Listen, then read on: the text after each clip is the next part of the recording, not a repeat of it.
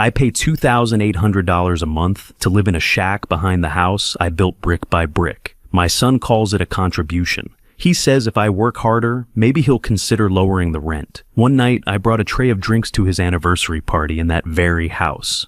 When I dropped a glass, he looked at me in front of 20 guests and said, "Kneel down and pick up the pieces." I did, but that night I started making a decision he never expected. If you made it past that first minute, thank you, it means something. Tell me in the comments where in the world are you watching from your city? Your country, I want to know. Quick note, some elements of this story are fictional added for clarity and depth. Names and settings are coincidental, but what this story is trying to say to you, that part is worth your time. The wood remembers everything. That is the first thing an old carpenter learns if he's paying attention. Press your palm flat against a beam you shaped 30 years ago, and you can still feel the grain running beneath your skin like a pulse. Oak holds its warmth longer than pine. Cherry has a smell that never quite leaves even after the finish dries and the seasons turn, and the family living inside forgets the man who put it all together. My name is Silas Vance. I am 62 years old. My hands are rough in the way that only decades of honest work can make them. Calloused across the palm, scarred at the knuckles, stained faintly along the nail beds with the ghost of walnut stain that no amount of scrubbing ever fully removes. I built houses for 31 years. I built furniture staircases, window frames, wraparound porches. I built things meant to last. And I built that house, the one on Meridian Street in Savannah, Georgia. 3 stories of Gothic Revival architecture, dark brick and arched windows, a steep pitched roof with decorative trim I carved by hand over the course of one full summer. The kind of house that makes people slow their cars down when they drive past. The kind of house that gets photographed by tourists who mistake it for a historical landmark. Every window frame in that house I shaped, every door I hung, the staircase banister each turned spindle, my hands. The wide plank heart pine floors in the front parlor, the built-in bookshelves in the study, the kitchen cabinetry with the hand-cut dovetail joints that my son never once noticed, and my wife noticed every single day. Margaret noticed everything. On that particular morning, in the spring of 2022, I was in the small workshop I kept in the far corner of the backyard. The yellow light from the old work lamp spilled through the workshop's single window, onto the damp grass outside, the way it always did when I started early. I was working on a cabinet door, running a hand plane along the edge to get the fit right, listening to the birds start up in the live oaks and the distant sound of traffic beginning on the highway 2 miles east. That was when I heard the back door of the house bang open. Small feet on the porch steps. Then the creak of the workshop door, and there was Arlo. My grandson was 4 years old that spring. He had his father's dark hair, and mercifully his mother's disposition. He came into the workshop the way he always did, without knocking, without ceremony, dragging a little wooden stool to the corner where he liked to sit and watch. He propped his chin in both hands and studied what I was doing, with the focused seriousness that only a 4-year-old can bring to watching someone else work. "Is that going to be a door?" he asked. "Already is a door," I said, "just convincing it to behave like one." He thought about that for a moment, then nodded as though it made perfect sense. That was Arlo. He accepted the logic of working men without needing it explained twice. He was the best part of my mornings. He had been the best part of my days since the spring, when everything else changed. Margaret passed on a Tuesday in March of 2022. Lung cancer diagnosed 14 months before moved faster than anyone expected in the final 3. She had been a small woman her whole life, small and precise and absolutely immovable when she had made up her mind about something. In the last week, she seemed to get smaller still, like the illness was slowly returning her to something essential. But her grip when she took my hand never loosened. The night before she died, she was lucid in a way she hadn't been for days. She looked at me with those dark eyes that had been looking at me for 34 years, and she said, "Promise me you'll keep this family together, Silas, no matter what happens. Promise me." I promised her. I had never broken a promise in my life. I did not intend to start. 3 months after we buried Margaret, Garrett came to find me in the workshop. My son was 36 years old, well dressed in the way that men are when they want to be taken seriously, and wearing an expression I had not seen on him before, concerned, measured, the expression of a man who has rehearsed what he is about to say. He told me the family doctor had flagged something in my last routine blood work, something to do with my heart. Irregular readings, nothing certain yet, but enough that I should think about getting my affairs in order sooner rather than later. He said it gently. He said he was only thinking of my well-being. He said he wanted to make sure that if anything happened to me, the house would be protected, the family would be secure. And then he said the other thing. He said that if the property remained in my name without a clear plan in place, he might need to move Arlo to his mother-in-law's place in Atlanta, just temporarily, just until the legal situation was settled. He said it the way you say something you'd rather not say, with his eyes slightly away from mine, his voice carefully neutral, just a practical concern, just a contingency. Atlanta was 4 hours from Savannah, 4 hours from this workshop and this backyard, and these mornings, with a small boy on a wooden stool asking about door frames. I thought about Margaret's hand in mine. I thought about the promise I made in that room that smelled of antiseptic and cut flowers. I thought about Arlo's voice saying, "Is that going to be a door?" Like it was the most natural question in the world. 2 weeks later, I signed the deed. I remember the exact weight of the pen.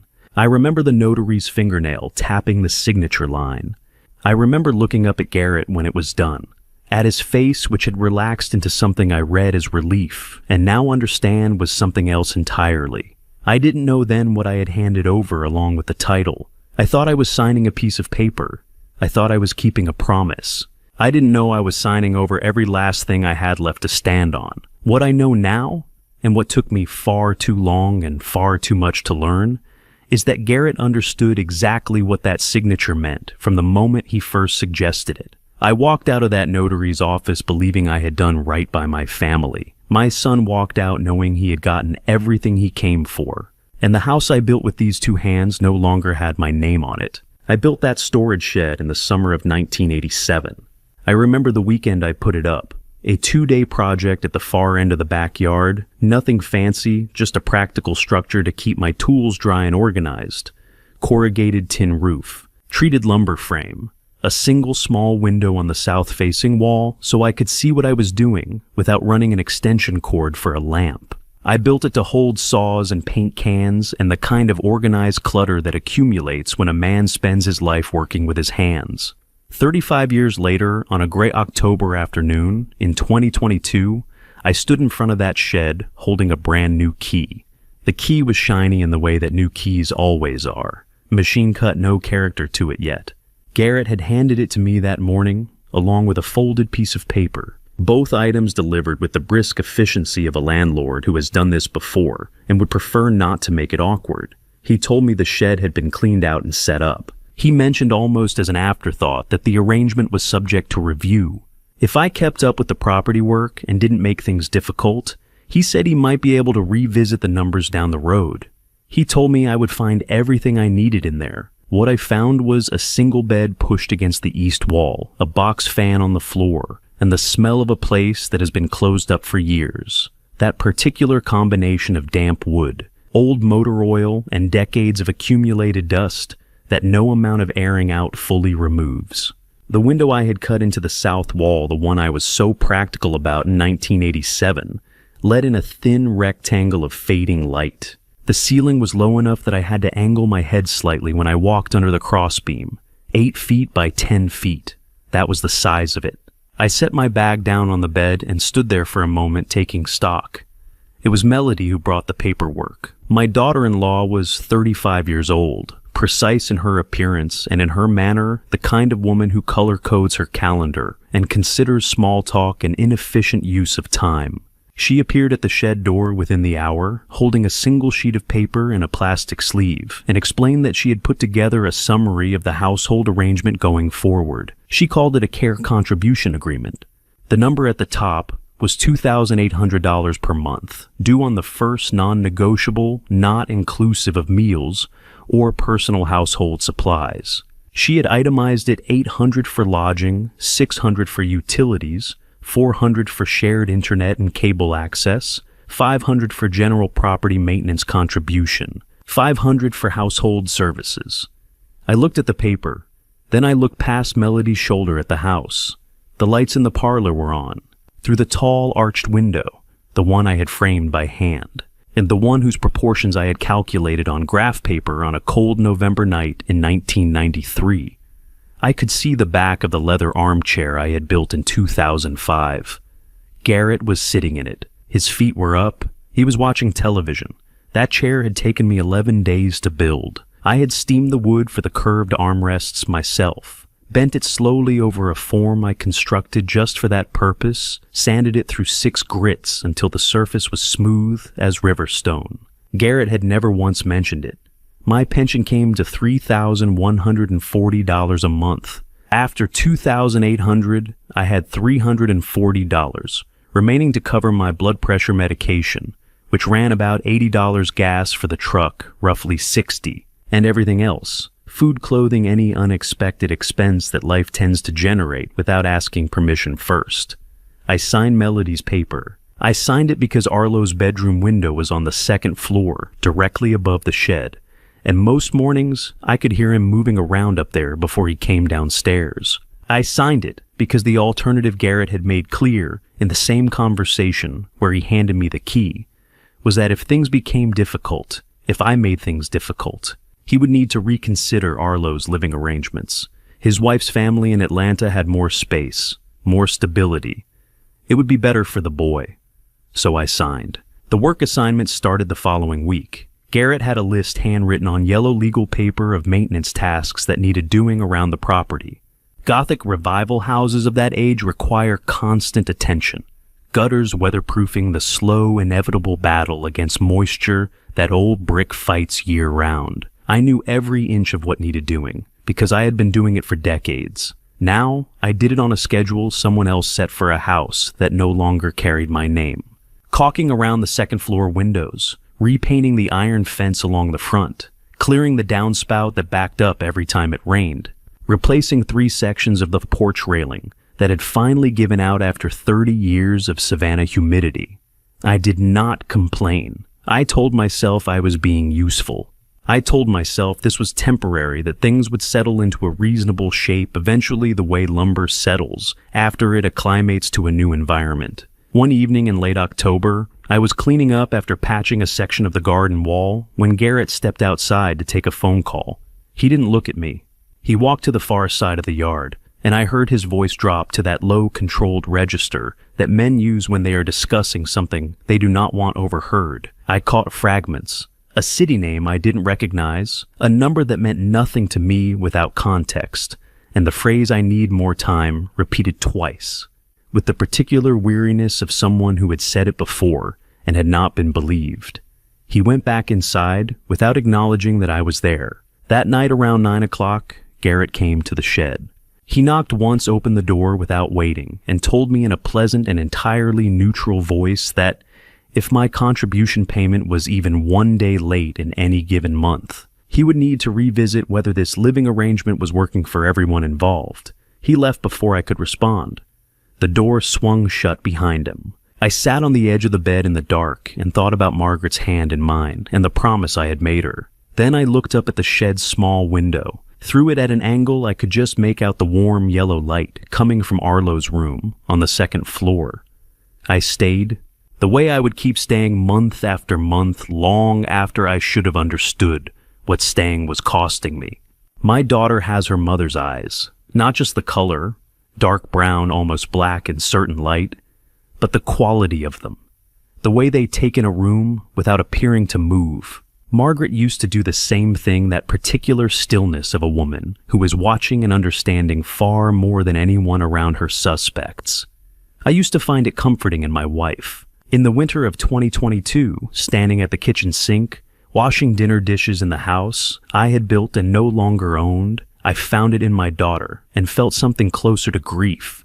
Ilara was 28 that year. She was the younger of my 2 children, quieter than Garrett had ever been, more careful with her words, the kind of person who thinks 3 times before speaking once. She had married Daniel 3 years earlier. He was a good man, an accountant, steady and decent, in the way that steady, decent men sometimes go unnoticed in a room. They lived in the house because Garrett had invited them to stay after the wedding, and because Ilara, I understood this only later, had her own reasons for wanting to remain close. On the surface, she gave Garrett nothing to object to. She did not argue with him. She did not question the arrangement that had put her father in the backyard shed.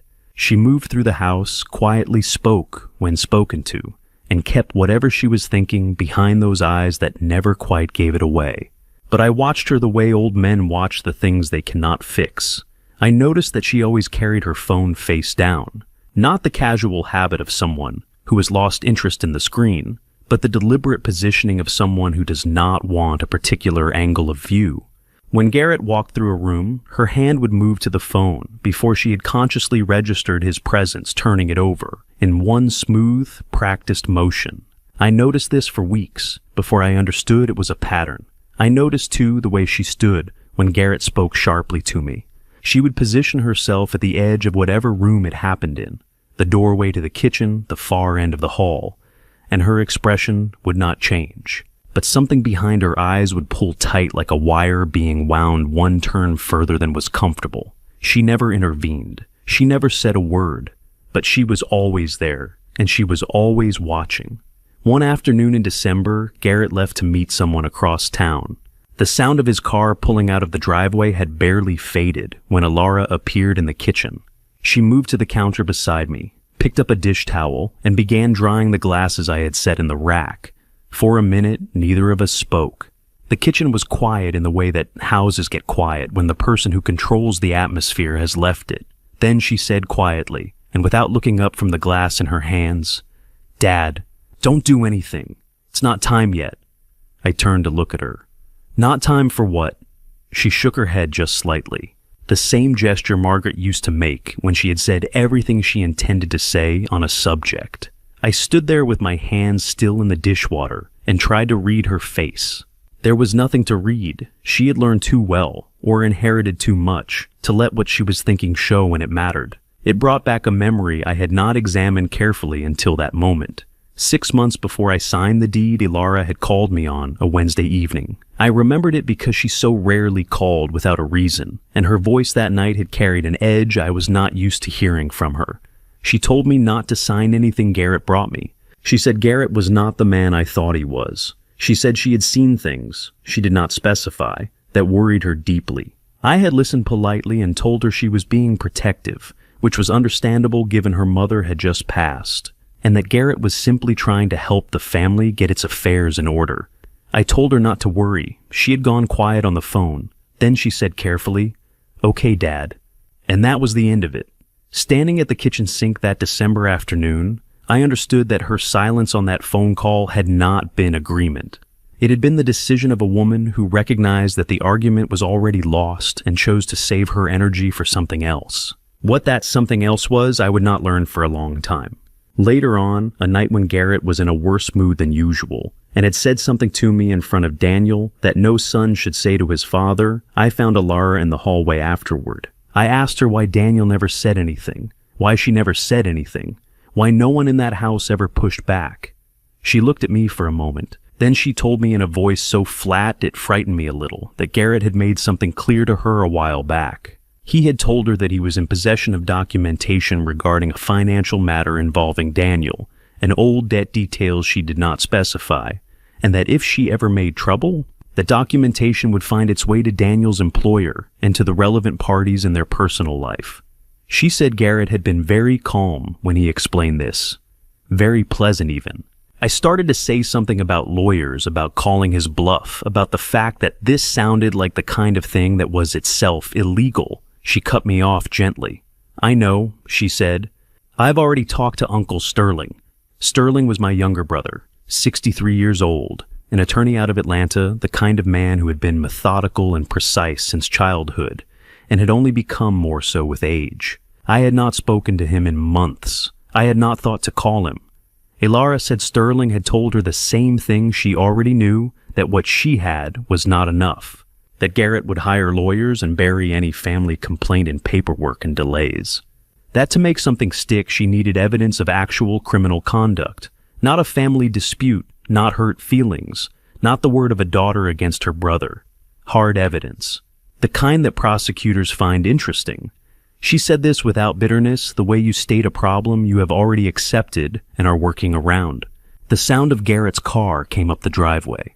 Her hand found mine for 1 second, a brief, deliberate pressure, and then she stepped back and picked up the dish towel again, and was simply drying glasses when the back door opened. I did not understand what she meant by not yet, but I understood standing there with dishwater cooling around my wrists that my daughter was not waiting because she had run out of options. She was waiting because she was building something. Melody never called me dad, not once in the 6 years she had been married to my son. Not father, not even the stilted formality of Mr. Vance that some daughters-in-law fall back on when they want to signal distance without being rude. She called me Silas, every time without variation in the same tone she used when she was talking to a shoe tractor or a service representative on the phone. Efficient, transactional, a name, not a relationship. By the first week of January 2023, I had been living in the shed for 3 months. The arrangement had settled into its shape the way bad arrangements do, not through acceptance exactly, but through the accumulation of days until the abnormal begins to feel structural. I knew which board in the shed floor creaked. I knew that the box fan needed to be angled precisely northeast, or it just pushed hot air in a circle. I knew that if I was quiet enough in the early mornings, I could hear Arlo moving around in his room above the house before anyone else was awake. On a Tuesday morning in January, Melody called me into the front parlor. She was sitting in the leather armchair, not the one I had built, but the wingback she had brought into the house after the wedding. Upholstered in a deep burgundy fabric she had selected from a catalog. She had her tablet in her lap and her reading glasses on, and she looked up at me over the frames with the expression of someone who is about to conduct a review. She told me that now that the initial period was behind us, she wanted to go through the contribution agreement in detail. She turned the tablet toward me. On the screen was a document she had formatted with a header that read, Vance Residence Household Agreement, complete with a small decorative border. I noted she had not used the word family anywhere in the title. $800 for lodging, $600 for utilities, electricity, water, gas. $400 for shared services, meaning internet and cable, which I did not use except to occasionally check the weather. $500 for what she called general property maintenance contribution. $500 for household services. I looked at that last line for a moment. Household services. I had spent the previous week on my hands and knees re-caulking the grout lines in the downstairs bathroom. The week before that, I had replaced a section of the copper guttering along the east face of the house, which required 3 trips up a ladder in 38-degree weather. I asked her what household services meant exactly. She told me it covered the overhead costs of running a shared residence. She said it with the particular confidence of someone who has prepared for the question and found the preparation sufficient. I did the arithmetic in my head the way I always have. $3,140 coming in each month from the pension, $2,800 going back out, $340 remaining. My blood pressure medication was $80 a number, I knew without checking, because I had been managing the prescription for 4 years. Gas for the truck ran $60 give or take, depending on how much driving the week required. That left $200 for everything else. Food I bought and kept in a small cooler in the shed. Any clothing I needed, any tool that wore out, any expense that did not ask permission before arriving. $200. I did not say any of this out loud. I picked up the pen she had placed on the side table and signed where she indicated. As I was setting the pen down, she mentioned in the same even voice that personal hygiene items were not included in the household services line. Soap, shampoo, toothpaste. Those were individual expenses. She said it the way you say something self-evident, as though she was doing me a courtesy by clarifying it before there was any confusion. I thought about the oak-based cabinet in the kitchen, the one I had spent 3 weeks building in the fall of 2009, mortise and tenon joints at every corner. I had cut each one by hand because I did not trust the router for work that precise. The finish was a Danish oil I had applied in 5 coats over 2 weeks, rubbing each coat out with steel wool before the next went on. It had a drawer that still opened and closed with the smooth resistance of good craftsmanship, the kind that does not loosen with age but settles into itself. Melody set her coffee cup on it without a coaster. I looked at the window. While she was reviewing something on her tablet, her expression shifted. It was brief, a slight compression of the brow, a tightening around the eyes, before she closed the application and set the tablet face down on the arm of the chair. She did it in one practice motion, the screen angled away before she looked up. I had seen Alara do something similar with her phone. In melody, the gesture carried a different weight. From the hallway, I heard Garrett's voice drop suddenly. He had taken a call a few minutes earlier and stepped toward the back of the house. Now the words were too low to follow, but the cadence was familiar, the clipped, compressed rhythm of a man managing something he cannot fully control. I heard the name of a city, Atlanta, and then a number I did not catch, and then the phrase, "I told you, I need more time," spoken with the flat insistence of someone repeating themselves to an audience that has stopped finding the explanation satisfying.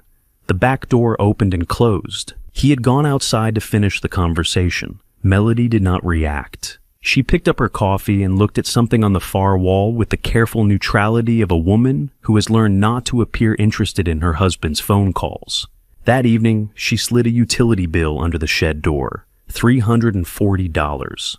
The name on the account was Garrett T. Vance.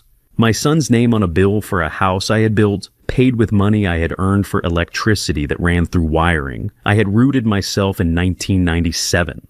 I sat on the edge of the bed with the bill in my hands and looked at his name where mine should have been. When I tried to recall Melody's expression, when I had signed the agreement that morning, what I remembered was not satisfaction exactly. It was the particular composure of someone who has completed a step in a longer process. A transaction finished a box, checked a piece, moved into position. I did not know what position. I did not know what process.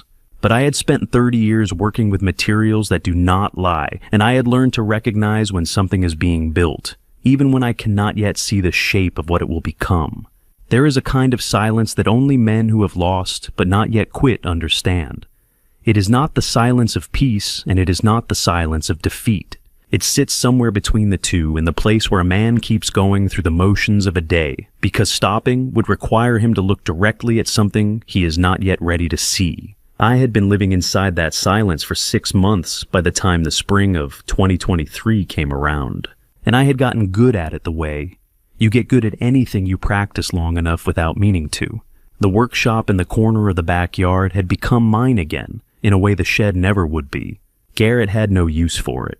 He had never shown any interest in working with his hands, had found the smell of sawdust vaguely irritating since adolescence, and so it remained the one space in that yard where I could move without feeling like a tenant being watched by a landlord. I kept it clean. I kept my tools in the same order they had always been in. I kept myself busy there in the late afternoons, when the light came through the single window at the angle that was best for close work. That spring, I was building a bird cage. It had started as a simple project, something to occupy the hours, something to give my hands a purpose that was mine and not Garrett's. But it had become more than that over the first week of working on it. I was using cherry wood, the same stock I had kept back from a larger project years earlier, a board so fine-grained and consistent that I had never found the right use for it until now. I was taking my time with it. Each vertical bar required individual attention, measured and shaped and sanded to a smoothness that had no practical necessity. No one judges the finish on a birdcage bar, but that I attended to anyway because that was how I had always worked. Every cut I thought about Arlo. He came in through the workshop door at his usual hour the way he had done almost every afternoon since he was old enough to cross the yard without supervision. He had his own stool in the corner, a low 3-legged thing I had knocked together from scrap pine the previous fall, sized exactly right for a 5-year-old who needed to sit at a height where he could watch without being underfoot. He climbed onto it with the practiced ease of someone settling into a familiar chair and propped his chin in his hands. "What kind of wood is that?" he asked. "Cherry," I said. He considered this. Like the fruit. Same name, different thing. He leaned forward slightly and sniffed with the solemn concentration of someone conducting an official inspection. "It smells good. Cherry always does." He watched me work for a few minutes in the comfortable silence that existed between us, the kind that does not need to be filled. Then, "Can I try?" I handed him a piece of scrap and a square of fine sandpaper and showed him the direction of the grain. He went at it with both hands, tongue pressed to his upper lip, the way children do when they are taking something seriously. The late afternoon light came through the knotted window glass and lay in pale rectangles across the floor, shifting slowly as the sun moved. I found myself thinking about Margaret. She had been a small woman who occupied her spaces with more presence than her size suggested. In the evenings after dinner, she would sit at the kitchen table. Not the parlor, not the living room, but the kitchen. Because she said that was where the actual life of a house happened, with a stack of workbooks and a red pen tutoring the neighborhood children who came 2 and 3 at a time. She charged them almost nothing. Some families paid her in garden vegetables. Some paid her in the particular currency of small towns, which is to say they paid her in gratitude that found its way back to her in other forms over the years. She did that for decades. Every Tuesday and Thursday evening, the kitchen filled with children and pencils and the sound of Margaret's voice, patient and precise, explaining the same concepts in different ways until the understanding arrived. I had never asked her how much she set aside from those evenings. It had not occurred to me to ask. She managed the household finances with the same quiet competence she brought to everything, and I had trusted that completely. The way you trust the structure of a house you did not build yourself. Without inspecting it, because it has never given you reason to doubt it. Sitting in the workshop that afternoon, I turned the question over for the first time in a long while and found I did not know the answer. Arlo set down the sandpaper and looked up at the cage frame I had suspended between 2 clamps. "Grandpa," he said. Why do you sleep in the shed?" I stopped moving. He said it the way children say the things that undo you, without weight, without accusation, in the same tone he had used to ask about the wood. It was simply a thing he had noticed and wanted to understand. "Your room is upstairs," he added as though I might have forgotten. I looked at him, 5 years old. Eyes that held the world as a place that was largely straightforward, where questions had answers and people who loved each other behaved accordingly. He was not asking to wound me. He was asking because he genuinely wanted to know, and that was exactly what made it so hard to hear. I did not have an answer that was true, and also something I could give to a 5-year-old. So I said something about it being easier, about having more space for my tools, and watched him accept this explanation with the trust that children extend to the adults they love. A trust so complete it has no defenses. After he went inside for dinner, I sat alone in the workshop with the unfinished cage in front of me and understood with a clarity that had been building for months without my permission what I was teaching him, not with words, with the simple daily fact of my presence in that shed, my signature on Melody's papers, my silence when Garrett spoke to me in tones no son should use with his father. I was teaching Arlo that love is what you absorb without complaint, that staying is the same as belonging, that a man can be reduced incrementally if you do it slowly enough. I thought about the promise I had made Margaret, keep this family together, no matter what. And for the first time in 6 months, I let myself sit with the question I had been walking around like a hole in the floor. Was this what she meant? Was this the family she wanted me to keep together? The one where her father slept in a storage shed and answered to her son like a man who had forgotten he used to own. The room he was standing in, I did not have an answer that night. I lay on the shed bed and looked up at the corrugated ceiling and held the question in the dark without trying to resolve it. But I had finally stopped pretending it wasn't there. 2 years, 730 days. I counted them not because I wanted to, but because each one arrived with something new to register. A new variation on an old indignity. A new measurement of how far a man can be walked back from himself without noticing until one day he looks up and does not immediately recognize the distance he has traveled. I will not give you all 730 days. Some of them were simply work and weather and the sound of Arlo's feet on the porch steps. But there are particular ones that stayed lodged in me the way a splinter does. Too small to require serious attention, too persistent to ignore. There was a Tuesday in July when the temperature hit 94 degrees, and I was up on the east face of the roof, replacing 3 sections of flashing that had lifted in a spring storm. I had been up there since 8 in the morning. By noon, the roof surface was too hot to kneel on, without folding a piece of canvas underneath me, and the air had that thick coastal quality that Savannah gets in midsummer, where breathing feels like an effort. From up there, I could see Garrett on the back lawn phone to his ear moving in the slow, unhurried circle of a man having a conversation that requires some pacing. He was in the shade. He never looked up. I finished the flashing and came down. He went inside. Neither of us said anything. There was a night in October when a pipe fitting in the downstairs bathroom gave out at 2 a.m. I know the exact time because I was awake when it happened. I sleep lighter than I used to. And the sound of water moving where it should not be is the kind of thing a man who has spent his life building things is wired to hear. I shut off the water at the main, found the fitting had it replaced inside of 40 minutes. Garrett appeared in the doorway long enough to tell me to make sure I cleaned up after myself, then went back to bed. In the morning, there was no mention of it. There was a dinner party in February. 8 guests, a catered meal, candles on the dining table I had built in 1998. Melody introduced me to a couple near the kitchen doorway.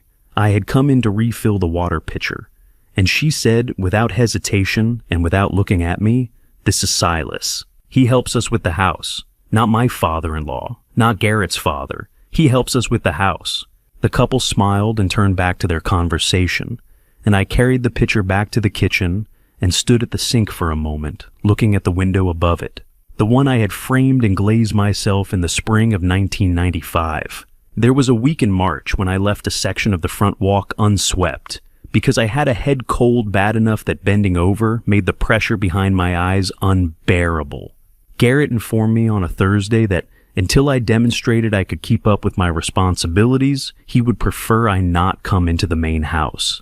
I spent that week in the shed entirely taking meals from the small cooler I kept stocked and watching the weather change through the single south-facing window.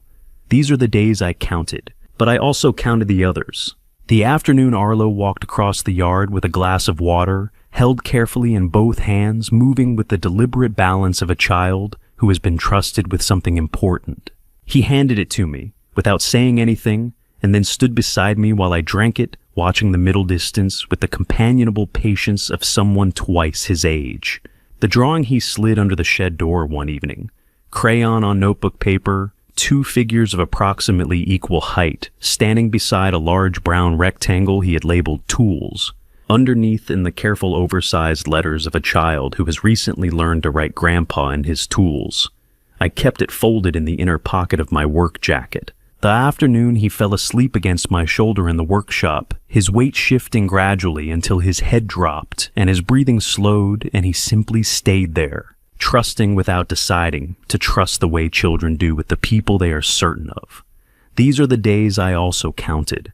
They are the reason I stayed as long as I did.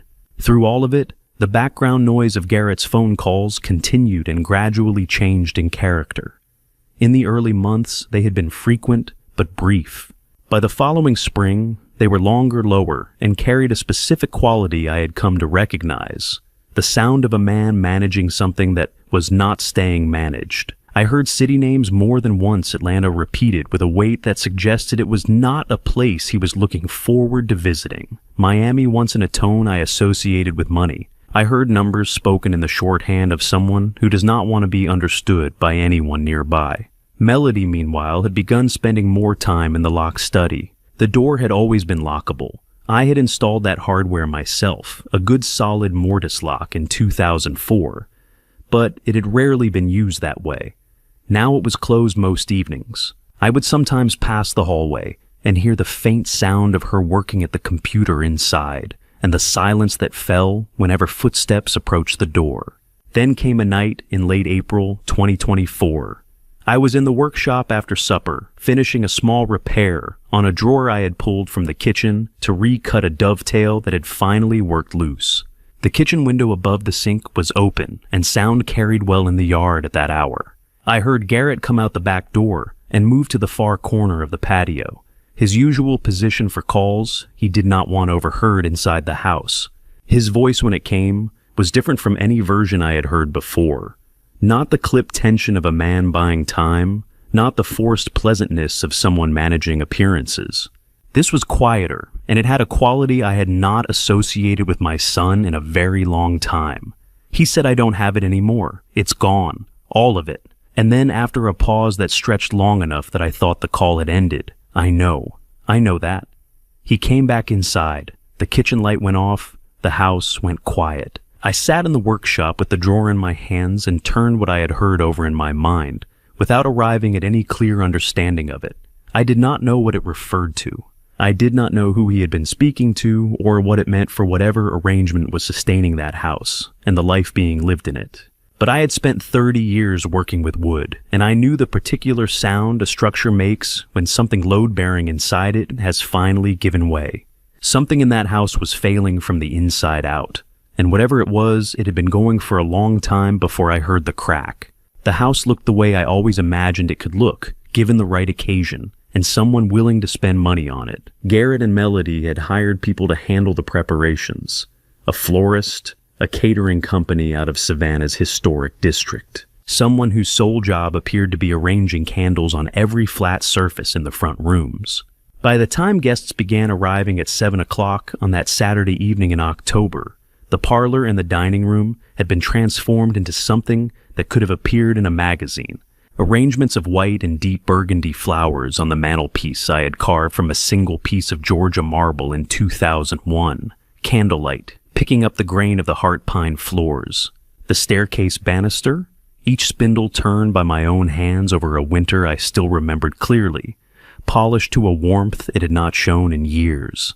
It was the most beautiful the house had looked since Margaret was alive. I wore a white catering apron Melody had left folded on the shed steps that morning, along with a handwritten note that listed my responsibilities for the evening drink service during the reception hour, passing appetizers, clearing plates between courses, keeping the kitchen staging area organized for the catering staff. She had written it in the same neat hand she used for the contribution agreement. The guests arrived in the way that Savannah's comfortable class tends to arrive at private homes, unhurried, well-dressed, carrying the low-grade confidence of people for whom evenings like this are a regular feature of life. 20 people roughly. Attorneys, a couple of physicians, the kind of neighbors who winter somewhere warmer. They moved through the rooms I had built and admired them the way visitors admire things they assume have always belonged to someone else. Garrett worked the room with the ease of a man in his natural element. He had a way of standing in a space that communicated ownership without requiring him to say anything about it. A slight expansion of the shoulders, a particular ease in the way he moved from group to group, accepting compliments on the house as though they were simply his due. A man near the fireplace, gray-haired a doctor, someone Garrett had introduced earlier as a colleague, swept his hand toward the ceiling and said, "Beautiful home." "How long have you had it?" Garrett smiled. "It's been in the family," he said. He did not look in my direction. I was standing 8 feet away with a tray of champagne flutes, and he did not look in my direction. I moved through the room. A woman in a dark dress reached for a glass without glancing up from her conversation, the way you reach for something you expect to be there, provided by a function rather than a person. I kept moving. I had learned over the previous 2 years the particular invisibility of service work, the way you can be present in a room full of people and occupy no one's attention. It is a skill that requires you to make yourself smaller than you are. I had become good at it. From across the room, I felt Arlo watching me. He was sitting in the corner near the bookshelf, on the small chair someone had positioned there for him, with a plate of food balanced on his knees that he was not eating. He had been dressed up for the occasion in a collared shirt that looked slightly stiff on him, the way dress clothes look on boys who would rather be in something else. He was watching me with the focused attention he usually reserved for the workshop, tracking my movement through the room with the dark eyes he had inherited from a grandmother he was too young to remember clearly. I did not look at him directly. I did not want to see what was in his expression. The evening moved through its courses. I cleared plates, refilled glasses, kept the kitchen organized the way Melody's note had instructed. The catering staff worked around me with professional indifference. The guests grew louder and warmer as the evening went on, the way people do when good food and good wine have been doing their work for a couple of hours. It was during the transition between the main course and dessert that I misjudged the edge of the serving table. I was carrying a tray with 2 empty crystal glasses and reaching to set it down when my hand caught the rim wrong. The glasses went over. The sound they made hitting the hardwood floor was the specific sharp register of fine crystal, not the dull breakage of ordinary glass. and it cut through the room in the way that sudden sounds do at moments when a conversation has briefly paused. 20 people turned. Garrett was across the room, in the time it took me to process what had happened. He moved quickly and quietly, and when he reached me, his voice was low enough that it took a moment to carry to the nearest guests. "You clumsy old fool," he said. "Do you know what that crystal cost?" Then he raised his voice. Not shouting. Garrett did not shout in company, but raised with the deliberate carrying quality of someone who intends to be heard. "Get on your knees and pick it up," he said. Every single piece. The room went quiet in the way that rooms go quiet when something has happened that no one is sure how to respond to. I heard the silence settle across 20 people. I felt it the way you feel a change in air pressure. I looked at the floor, at the broken crystal scattered across the heart pine. I had laid myself in the spring of 1996, board by board, cut and fitted and nailed and finished, over 3 weeks of work I had been proud of. I went down on one knee, then both. My hands, which had built everything in that room, began picking up the pieces. Behind me, I heard the low sound of guests resuming conversation, the polite collective decision to look away from something uncomfortable. Somewhere in the corner by the bookshelf, I heard nothing at all, and that silence was worse than any sound. It was not the first time I had been on my knees in a room I had built. But as I turned each piece of broken crystal in my rough fingers and set it carefully on the tray, I understood, with a clarity I had not felt in 2 years, that it would be the last. The guests were gone by 9:30. I heard the last cars pull out of the driveway from inside the workshop, where I had gone as soon as Melody dismissed me from kitchen duties. I had taken off the white apron and folded it on the counter the way she would want it folded, and I had walked across the dark yard to the one place in that property that still felt like mine. The bird cage was on the workbench where I had left it held between 2 padded clamps to keep the final glue joints under pressure while they cured. I had been working on it for 3 weeks. Cherry wood, close-grained and fine, the same stock I had been saving for the right project since before Arlo was born. The dome roof was complete, 12 curved ribs meeting at a central ring. I had turned on the lathe, fitted so precisely that the seam between each piece was barely visible. The vertical bars were done individually shaped and sanded through 4 grits until the surface held light the way good cherry does, warm and deep and slightly red in the right angle of illumination. In the lower right corner of the base, I had used a small V chisel to cut a name into the wood. 4 letters. I had taken my time with them. Arlo. Tomorrow was his birthday. He was going to be 6. I was checking the tension on the last clamp when I heard the back door. Small feet on the porch steps. Familiar weight, familiar rhythm. The workshop door opened, and he was there in his pajamas, the blue ones with the small, repeated pattern of rockets that he had picked out himself at the beginning of summer. His hair was sticking up on one side. He had not been asleep. He stopped when he saw the cage. For a moment, he just looked at it standing in the doorway with the cool October air coming in around him. Then he crossed the workshop in about 4 steps and stood in front of the workbench with his hands at his sides the way he stood when he was trying very hard to be careful with something. "Grandpa," he said, "you made this for me." I told him I had. I told him the wood was cherry, same as I had used for a few things in the house, and that I had put his name on the base so it would always be his. He lifted it with both hands slowly the way I had shown him, to handle finished work, supporting, from underneath no pressure on the joints. He held it against his chest and looked at me over the top of it. I do not know exactly how to describe what his face looked like in that moment, without sounding like a man reaching for words he does not quite have. It was the expression of a child who has received something made specifically and entirely for him, and who understands without being told that the making of it took time that was chosen freely. I heard the back door of the house open again. Garrett came across the yard, with his jacket still on from the party, moving with the unhurried ease of a man who has had a successful evening and is winding down from it. He stopped a few feet from the workshop entrance. He looked at Arlo. He looked at the cage. He stepped inside and held out his hand, and after a moment, Arlo passed it to him. Garrett turned it over once, looked at the joinery on the dome, looked at the bars. His expression gave nothing away that I could read with certainty. Then he set it down on the concrete floor of the workshop, slowly, deliberately, without any particular display of emotion. And he put his foot through it. The sound it made was not loud. Cherry is a dense wood, and it does not shatter the way softer material does. It broke in the specific way that quality work breaks when it is forced past its design tolerance, which is to say it broke at the joints, the seams I had fitted and glued over 3 weeks of careful attention. The dome came apart. 2 of the bars snapped. The base with the name cut into it split cleanly down the center. Arlo's sound was immediate and total, the kind of crying that comes before a child has time to decide how they feel, the raw response of someone who does not yet have the defenses that teach you to delay it. Garrett looked at me.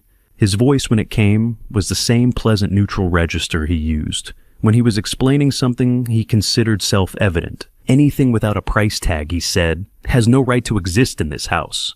He turned and walked back to the house. The door closed behind him. I stood where I was. I looked at the pieces on the floor, the dome ribs scattered, the bars, the base in 2 halves, Arlo's name split down the middle, the left half reading Arl and the right, reading O separated by the gap where the wood had given. Arlo had stopped making sound. I looked down at him. His face was wet, and he was breathing in the uneven way of someone trying to get control of something that is larger than they are.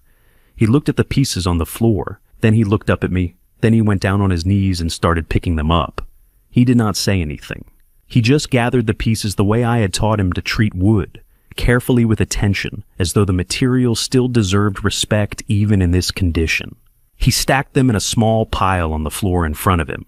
I went down beside him, my knees on the cold concrete, my hands which had made this thing over 21 days of evenings, picking up what remained of it piece by piece. We did not speak. There was nothing to say that the silence was not already saying. At some point I became aware that the kitchen door was not fully closed. There was a figure standing just inside it, still not moving. I registered it the way you register something at the edge of your attention when your focus is elsewhere. I did not look directly. I did not have the capacity in that moment to process anything beyond what was in front of me. Later, I would understand what I had seen. Later, I would know what was held in that stillness. But that night, I only knew that 2 things had been decided in that yard in the dark, while Arlo and I knelt together over the wreckage of something I had made with my hands. I knew what mine was. The other one I would not learn for days. The rain started around midnight. I know because I was still awake when I heard it begin. A few drops on the tin roof of the shed, then more, then the steady percussion of a real October storm coming in off the coast. Savannah gets these in the fall, sometimes the kind that arrive without much warning and run through the night and leave everything washed and heavy by morning.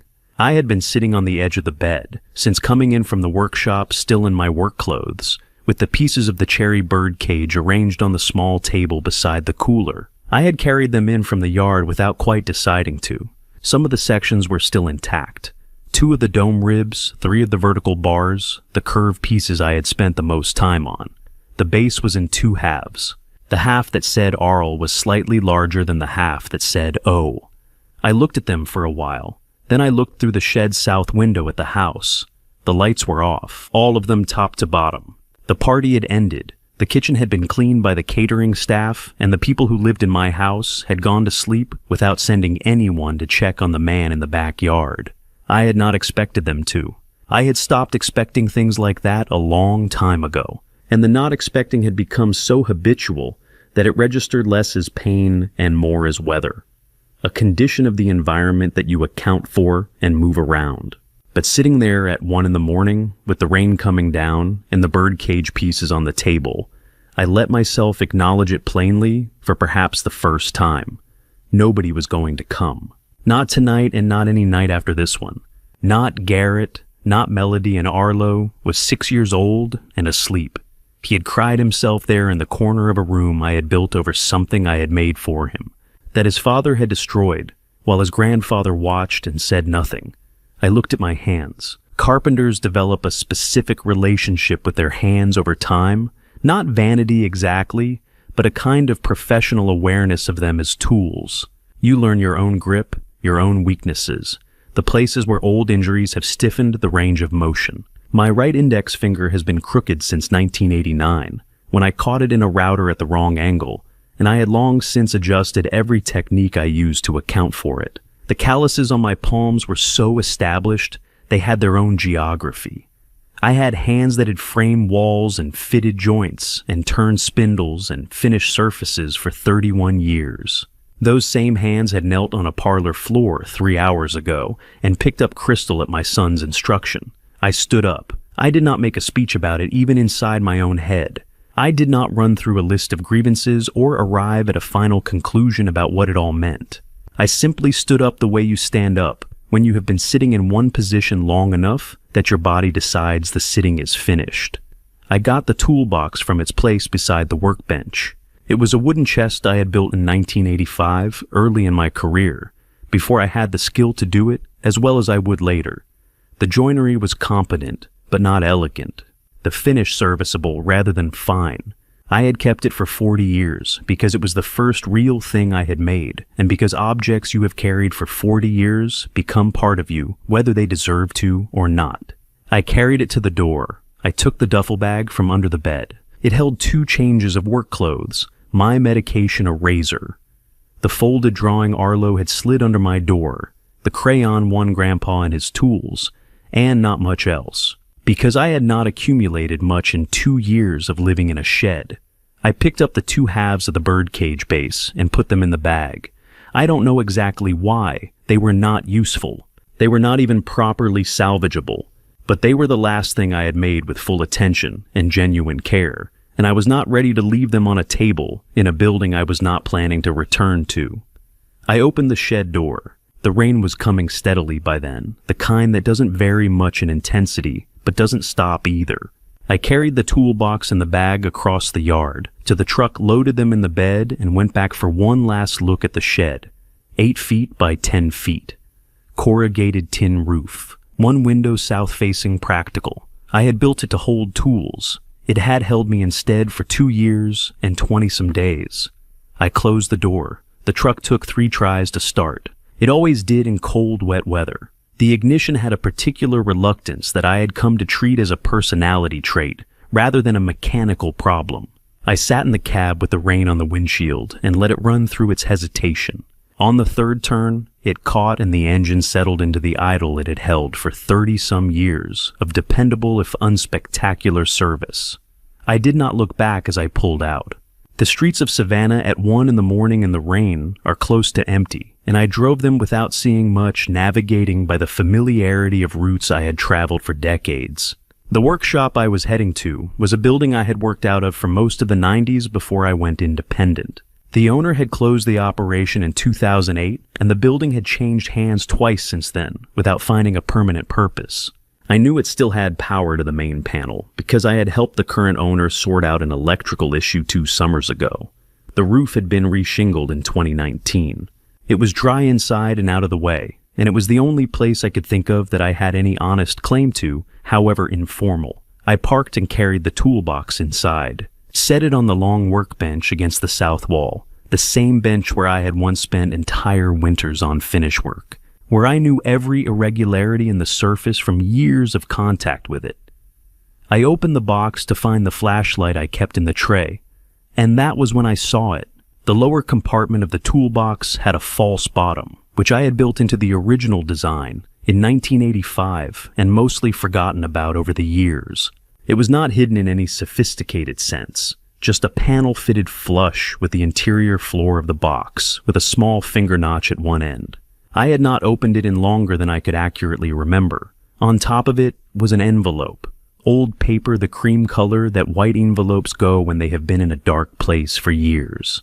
My name on the front in a handwriting I would have recognized in any context, under any circumstances, at any hour of any night. Margaret's hand, leaning slightly right as it always had. Below my name in smaller letters, only open it when you truly need to. Silas. I put my hand flat on the envelope and held it there. The rain came down on the workshop roof, steady and unhurried the way rain does when it has all night and nowhere else to be. I had needed a great many things over the course of my 62 years. I had needed tools and lumber and time and patience, and on more than one occasion, better judgment than I was able to provide myself. But sitting in that dark workshop, with my hand on my dead wife's handwriting, and the rain on the roof, and everything I owned in a duffel bag on the floor beside me, I understood that I had never needed anything the way I needed whatever was in that envelope. I did not open it yet. I was not sure I was ready. And Margaret, who had known me better than anyone, living or dead, had not said open it immediately. She had said open it when you truly need to. I wanted to be sure I was doing it right. I sat with the envelope in my hands for a long time before I opened it. 2 hours approximately, though I was not tracking time with any precision. The rain had settled into the steady pattern it takes on when a storm has found its rhythm and intends to keep it. I had found a wooden stool and pulled it to the workbench, and I sat there in the narrow beam of the flashlight with the envelope on the bench in front of me and did not rush anything. The paper had aged the way good paper ages when it is kept dry and undisturbed, not brittle, not discolored, past the warm ivory that white paper becomes over years in the dark. The red wax seal was intact, a simple circle pressed with what appeared to be a thumb rather than a stamp. Margaret had never owned a signet ring. She had sealed it the way she did most things, practically without ceremony, but with enough care to make it hold, her handwriting on the front. I have tried to explain to people who never knew her what Margaret's handwriting looked like, and I have never quite managed it. It was not particularly beautiful in the formal sense. She had not been taught calligraphy or anything like it. It was simply hers, with a slight rightward lean that had been consistent from the first letter she ever wrote me in 1981 to the last grocery list she left on the kitchen counter the week before she went into the hospital. Unmistakable. Irreducible to any other hand. For Silas. Only when you truly need it. I broke the wax seal and opened the envelope. Inside were two things. A letter, several pages folded together, written front and back in the same hand as the envelope. And beneath the letter, a sealed document from an insurance company, a policy summary, with her name as the insured and my name, Silas James Vance, as sole primary beneficiary. I read the letter first. She had written it in the fall of 2021, she said, 6 months before the diagnosis became official, though she had known something was wrong for longer than that. She had been composing it in her head for years. Before she wrote it down, she said waiting until she was sure of what she wanted to say and how she wanted to say it. She told me about the insurance policy. 25 years of monthly payments drawn from the money she made, tutoring the neighborhood children on Tuesday and Thursday evenings. She had opened the policy in 1997, when Garrett was 11 years old, and she had already begun to see, she wrote, certain qualities in our son that worried her in ways she could not yet name precisely. She had not told me because she knew with the accuracy of a woman who had been married to me for 16 years at that point that I would insist the money go to the family, to the house, to whatever needed doing. She wrote, "You have never in your life spent money on yourself that could have been spent on someone else, and I loved you for it, and it drove me half crazy. And this time, I decided not to give you the choice." She had kept the policy documents at her mother's house initially, then moved them to the toolbox after her mother passed because she knew she wrote that you will carry that box until you can't lift it anymore, and you will carry it before you carry anything else. I keep my most important things in places where the people I trust most will not leave without them. The policy had continued to accumulate value. The current payout listed on the document beneath the letter was $174,000. I set the document down carefully on the workbench. $174,000. Enough to lease a small workshop space for several years. Enough to buy equipment. Enough to pay a year's rent on modest housing without touching a month's pension. Enough, in other words, to start over from a position of something other than desperation. Margaret had known what she was doing. She had always known what she was doing. I kept reading. She wrote about Garrett, carefully without anger, in the measured way she addressed things she had thought about for a long time. She said she hoped she was wrong about him. She said she had prayed to be wrong. But she had wanted Silas to have something that was entirely his.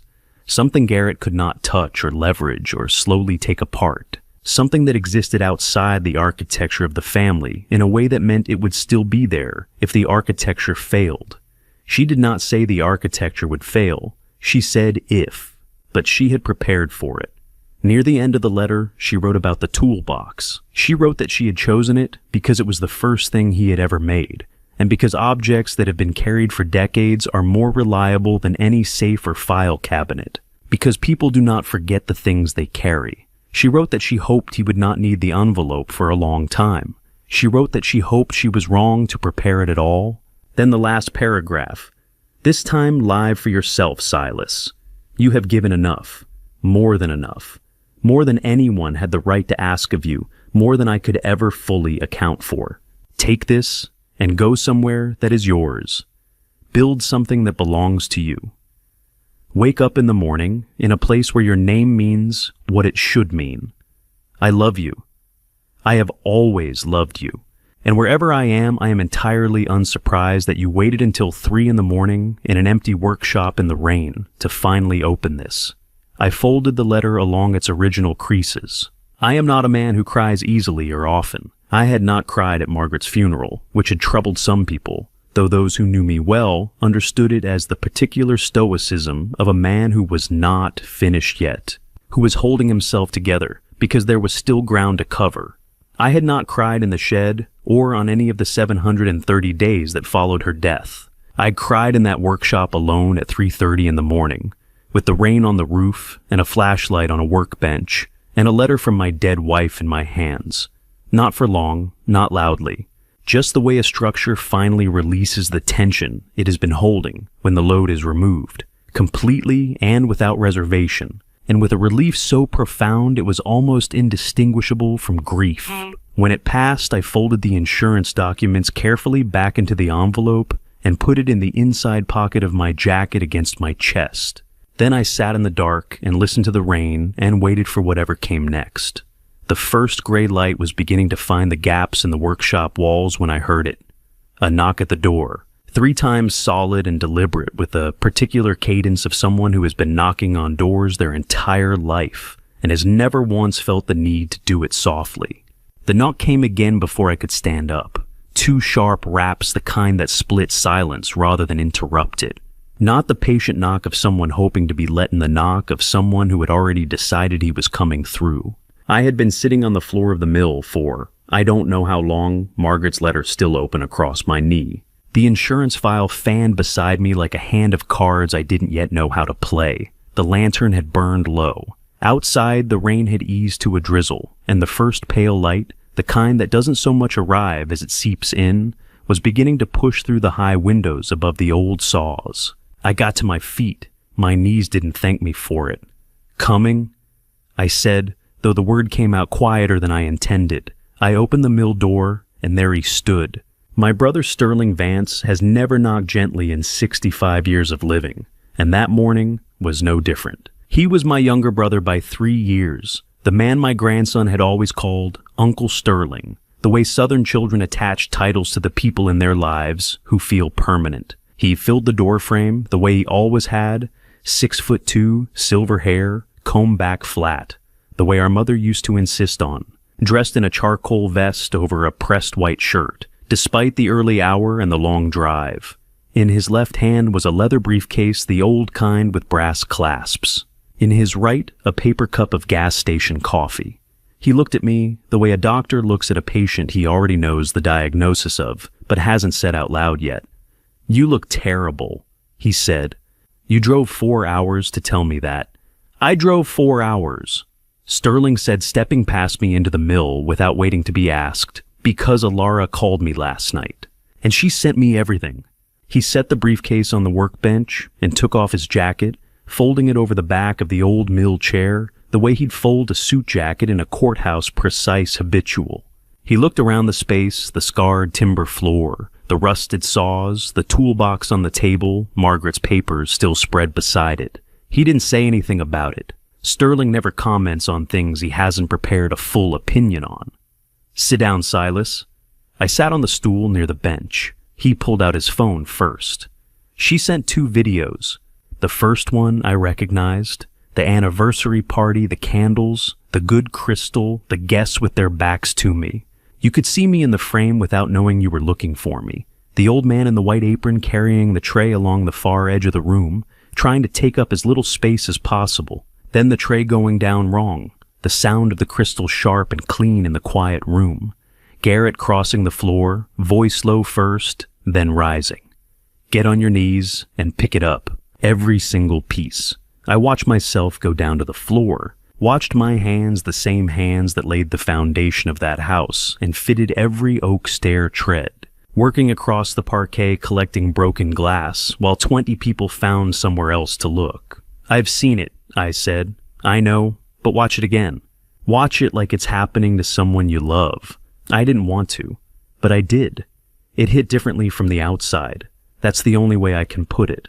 When you are the one kneeling, you are too busy managing the next moment, where to put your hands, how to breathe evenly, how not to let your face show anything to understand what it looks like from 6 feet away. What it looks like is a man being unmade in his own home. The second video was shorter. Nighttime, the garden workshop, a lantern burning in the corner, my lantern. Arlo in pajamas holding the bird cage I'd finished that morning. 3 weeks of work in red heartwood, the dome jointed without a single nail, his name carved along the base. Then Garrett's hands, the crack, the wood under his shoe. Anything without a price tag has no right to exist in this house. And Arlo afterward kneeling beside me to pick up the pieces. Sterling turned his phone face down on the bench. He was quiet for a moment. She filmed that herself, he said, standing behind the kitchen door. She's been collecting for 6 months. He paused. She called me the night the bird cage happened. I told her we needed more. She's been getting more. He opened the briefcase then. I had expected legal pads, maybe a court summons, something that matched the hour and the drive. What he set down was a folder thick with tab documents, and beneath it, a secondary file held with a rubber band. There are things you need to know, Silas. About Garrett, about the money, about Margaret. I looked at him. About Margaret. Sterling pulled the secondary file loose, but didn't open it yet. He pressed one finger against the top tab of the main folder. Instead, a habit from 30 years of standing before judges. Before we get to that, sit with me on something. He slid the main folder toward me and opened it to a page near the middle.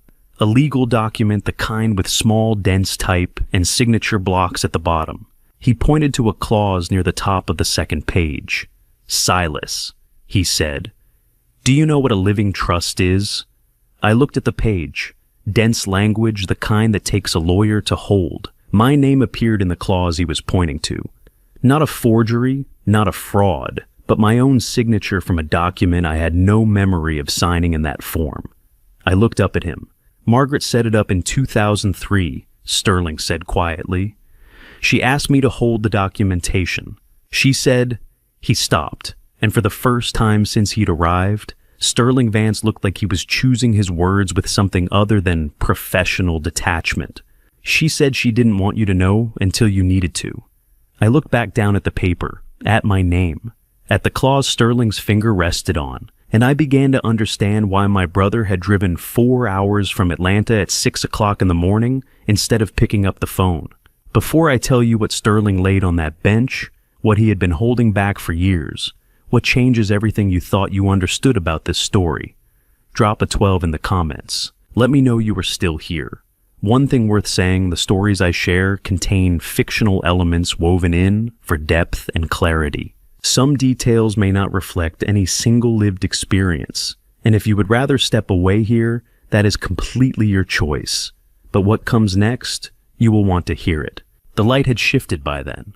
When Sterling first knocked, the mill windows held nothing but gray, the flat, uncommitted gray of a southern morning that hasn't decided yet whether it wants to be beautiful or bleak. By the time he set the second folder on the bench between us, the light had turned ivory, the kind that catches dust suspended in still air and pulls age out of old wood grain. It caught the brass clasps of his briefcase. It caught the lines around his mouth that hadn't been there 10 years ago, and the deliberate stillness in his posture that I recognized from courthouse corridors, the posture of a man preparing to deliver something irrevocable. Sterling did not open the folder immediately. He set it down the way you set down something heavy enough that you want the other person to feel the weight before they see what's inside. Then he folded his hands over it, looked at me across the workbench, and I noticed for the first time in 65 years of knowing this man that he'd look tired in a way that sleep doesn't fix. "There are things about Margaret I need to tell you," he said. "Things I kept from you because she asked me to." I had watched Sterling cross-examine witnesses argue before appellate judges deliver verdicts of fact in rooms full of people trained to show nothing. His voice had never once changed register before saying something terrible. It was steady now. That steadiness told me everything. "How long have you known?" I asked. "Since 2018. He opened the folder. Inside were documents I did not recognize. Not the legal filings I had expected, but medical records, insurance policy statements, and a single cashier's receipt dated March 14th, 2018. The amount printed on it was $79,400. Sterling turned the receipt toward me and let me look at it without speaking. A lawyer's habit let the evidence introduce itself. "Garrett was 23 when it started," he said after a moment. "The gambling, sports betting, first then card tables in Atlanta, then the wrong men, entirely the kind who don't send notices in the mail. By the fall of 2017, he owed $80,000, and the people he owed it to were not patient. I kept looking at the receipt. Margaret found out before you did. Garrett came to her, not to you, to her. He understood which one of you would protect him without requiring him to change, and which one would hold him accountable. He chose correctly the way a man chooses the weaker door when he needs to get through." Sterling's voice remained level. Mine stayed shut. She had a whole life policy she'd been paying into since 1991. 27 years of premiums. The surrender value at that point was enough to cover the debt with a margin left over. He tapped the receipt once lightly. She surrendered it the full cash value, every dollar of it, to pay the men Garrett owed. She had 2 policies, Silas. That older one, the 27-year policy, was the one she gave up. The second policy, the one she opened in 1997, she protected.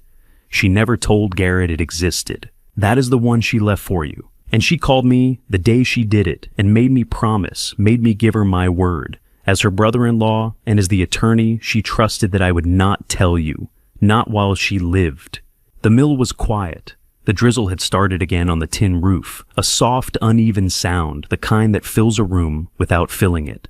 The policy had a rider, I said. I heard my own voice come out flat, and even like a man reading from a document rather than speaking. Long-term care, medical coverage. Yes, she surrendered all of it. Yes, in the last 2 years of Margaret's life, she had gone to a doctor who operated out of a sliding scale clinic on Whitmore Street. She had told me it was where she preferred to go, said she liked the staff, said the parking was easy, said the large hospital made her feel processed rather than cared for. I had believed her. I had believed her completely without hesitation, because in 41 years of marriage, Margaret had never once given me reason to question what she said without hesitation. I had driven her to Whitmore Street 17 times. I had waited in the parking lot with the windows down and the radio on low. And I had not once thought to ask why a woman with a cancer diagnosis was not being treated at a comprehensive oncology center. She had been diagnosed in the spring of 2020. The oncologist, the one she saw at the initial referral before she redirected her care to Whitmore Street, had told us both that it was caught at a manageable stage, that the standard immunotherapy protocol had strong outcomes at this stage of presentation. He had said the words "very treatable," and Margaret had held my hand and nodded, and I had exhaled for the first time in 3 weeks. How much would the full treatment have cost? I asked Sterling. He considered the question carefully. The immunotherapy protocol alone ran approximately $12,000 a month. With active coverage, out-of-pocket exposure would have been minimal, a few $100s per cycle at most. A pause. Without coverage, the full cost fell to the patient. And she chose a clinic that could work within what she had. She stretched what she had as far as it would reach, Sterling said, without ever letting you see the edge of it. I looked at my hands on the bench. The yellow pine I had sanded and finished in 1989, 3 coats of Danish oil, a surface I had pressed my palms against 10,000 times while thinking about wood and joinery and grain. I pressed them against it now and felt nothing except the particular smoothness of old wood, worn further by years of use. Margaret had sat in that clinic's waiting room with a styrofoam cup of bad coffee and a crossword book, and she had smiled at me afterward every single time and said, "The doctor says I'm doing well." And I had kissed her temple in the parking lot and thought, good, we will be fine. Garrett had stood at her funeral 2 years later in a dark suit and wept openly. People had remarked on it afterward. He was so devoted to her. You could see how much it broke him. He had stood in my kitchen and accepted a plate of food people brought, and he had known for 2 years by that point what his debt had cost her. And he had looked at me across that kitchen and said nothing. 8 years. Sterling let me sit with it. He picked up the gas station coffee cup stone, cold by now, and set it back down without drinking. A small motion. The kind hands make when the rest of you doesn't know what to do with itself. After a while, he reached back into the briefcase and placed a second folder on the bench beside the first. Thinner. Squared precisely at the edges, the way Sterling squared everything. I looked at my hands again. A faint tremor in the left, the kind you can suppress by pressing down. I pressed down. It was not age. "There's more," Sterling said. He did not frame it as a question, and he did not soften it. "I know," I said. I had thought the truth about Margaret was the worst thing I would hear that morning. I was wrong. Sterling opened the second folder. He did it the same way he had opened the first, without ceremony, without announcing what was inside. Just the soft sound of a manila cover folding back against the workbench, and then the clean white edge of a bank document facing up toward the mill light. He turned it toward me and waited. The document was a withdrawal authorization form. Standard bank letterhead, the kind I had signed dozens of times over 40 years of managing a retirement account. There were 2 signature lines at the bottom of the page, one for the account holder, one for the authorized witness. My name was printed beneath the first line, and above the printed name in ink was a signature. I have signed my name approximately the same way since I was 19 years old. A carpenter learns early that consistency matters in measurement and cut in the mark you leave on a document. My capital S breaks left before it curves. My L never fully closes at the top. The signature on that document had neither of those things. "I never signed this," I said. "No," Sterling said. "You didn't." He laid out 3 more pages beside the first. Different dates, same form, same forged signature in the same careful hand, close enough to fool a bank teller processing 40 transactions a day. Not close enough to fool someone who had been looking for it. "The first transfer went through 14 months ago," Sterling said. "September of last year. The last one cleared 8 weeks ago. 8 separate transactions over 8 months, each one just under the threshold that triggers an automatic fraud review." I looked at the dates, the amounts beside each one. I did not add them up out loud because I did not need to. Sterling had already placed a summary sheet at the bottom of the stack, $340,000. The full balance of a retirement account I had been contributing to since 1987. 37 years of deferred wages of choosing the smaller truck and the longer work week and the vacations we did not take, converted into a number on a wire transfer record addressed to accounts I had never seen before. "Where did it go?" I asked. Sterling had a second sheet ready. He set it down beside the summary with the practiced efficiency of a man who has delivered this kind of information before and knows that the only merciful approach is to deliver it completely. I read it. I read it slowly the way you read something you want to be wrong about. The first $140,000 had gone to 3 separate accounts, 2 of them linked to an LLC registered in Florida that had been dissolved 8 months prior. A company that had existed on paper long enough to receive money and long enough to close. The 3rd account belonged to a sports book operating out of a server in Curacao, accessible in the United States through a VPN and a wire transfer, and the kind of optimism that does not learn from experience. The next $90,000 had gone to credit card balances. 4 cards, 3 different banks, all carrying balances that suggested years of spending at a rate that bore no relationship to any legitimate income Garrett had ever reported. The remaining $110,000 had been distributed across 6 transfers over the last 4 months. Sterling pointed to the final entry on the sheet without speaking. I read the account name twice. Melody Vance, personal account. $50,000. She knew, I said. She knew, Sterling confirmed. The transfers to her account began 11 months ago. The timing suggests she was informed of the plan and began securing her share before the account was fully drained. I set the paper down. There is a particular quality to anger that arrives late after grief, after silence, after the long months of pressing your hands flat on a surface to keep them from showing what they feel. It does not arrive loud. It arrives the way a structural failure arrives in old wood, not with a crack, but with a slow, deep settling. The sound of something that has been holding weight far past its tolerance, finally acknowledging what it has been asked to carry. I had been paying $2,800 a month for the last 2 years. $340 left over after each payment.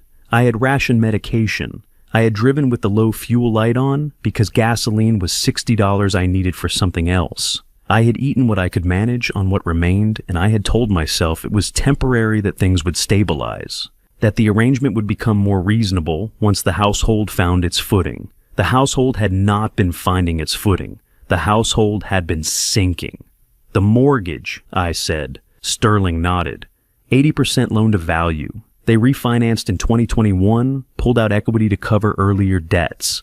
The monthly payment is $300. Without your $2,800 contribution, they would have missed the last payment in September. He paused. Your contribution is not a care fee, Silas. It is the difference between that house going into foreclosure and not. I looked at the mill wall, the old saws hanging there, the ones I had not used in years, but had not been able to leave behind a crosscut. A rip saw. A small Japanese pull saw Margaret had bought me one Christmas because she had read somewhere that Japanese craftsmen preferred them. I had never told her I already had one. I had used hers instead.